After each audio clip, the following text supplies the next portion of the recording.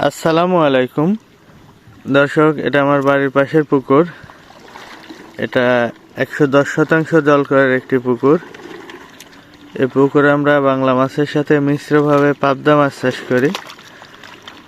আজকে এই পুকুরে চুন দেওয়া হচ্ছে, যে 2 বস্তা চুন দেওয়া হচ্ছে। আর আমাদের এই যে চুন দেওয়া হচ্ছে আজকে, এগুলা 37 কেজির বস্তা। তো 2 বস্তা চুন 4 বস্তায় ভেজানো হয়েছিল, তো উঠায় নিয়ে এখন এই যে চারির মধ্যে নিয়ে গোলায় নেওয়া হচ্ছে। এখন পুকুরের চারিপাশ দিয়ে মাঝখান দিয়ে ছিটাই দেওয়া হবে।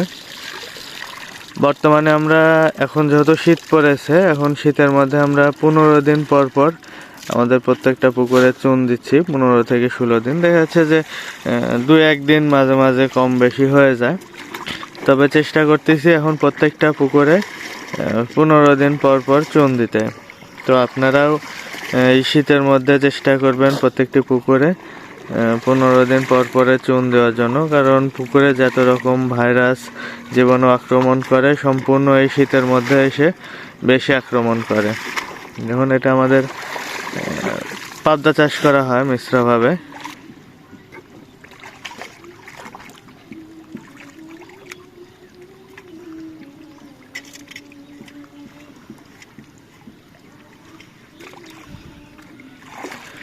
চুনের মধ্যে হয় কি, প্রত্যেকবার চুন যখন পাথরের চুন, যেহেতু এটা দেখা যাচ্ছে যে ভিজায় রাখার পরে ওর মধ্যে 2-4টা করে পাথর বেরই হয়, ছোট হোক বড় হোক।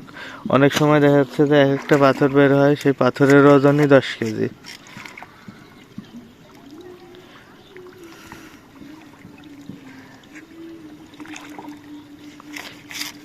তো এই চুনটা সম্পূর্ণ পানির সাথে এর মধ্যে বস্তায় রাখা ছিল, নিচে ভিজানো ছিল, সেখান থেকে চারের মধ্যে উঠানো হয়েছে। এখন এই বস্তার চুনগুলি সম্পূর্ণ গোলায় নেওয়া হবে, আরও পানি দিয়ে ওর মধ্যে পানি দিয়ে গোলায় নিয়ে পুকুরের চারিপাশ দিয়ে ছিটানো হবে এবং মাঝখান দিয়েও ছিটানো হবে।